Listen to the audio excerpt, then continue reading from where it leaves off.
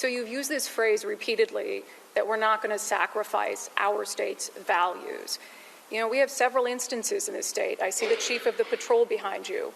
He just sat front row at sentencing while a man was sent to prison, an illegal alien who murdered a Washington State Patrol trooper. He could have been deported multiple times, run-ins with law enforcement, but our sanctuary policies shielded him. He went on to kill Trooper Christopher Gadd.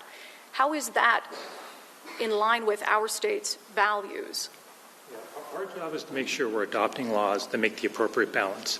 And the Keep Washington Working Act, adopted in a bipartisan fashion, by the way, by the state legislature, I think strikes that right balance. If folks violate the law, engage in criminal conduct, they're going to be held accountable for that here in Washington State, and whether you're documented or undocumented.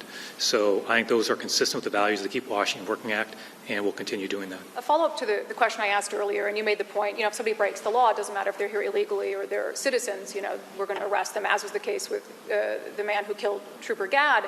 But the point in the question was, he had had several run-ins with law enforcement in the years that he was living here illegally, where in a non-sanctuary state, they could have cooperated with ICE to remove him from the country. There's no doubt that Christopher Gadd would be alive today if it weren't for our state sanctuary policies.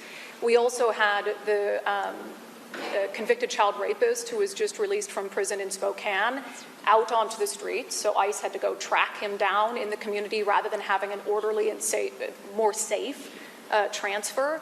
So no one's saying, let's go round up people in the fields or whatever it is, but why not cooperate with the federal government and with ICE when it comes to known violent criminals who we could remove from our streets in the interest of public safety? Yeah, appreciate that. I think I've answered that question. Any other questions that folks have?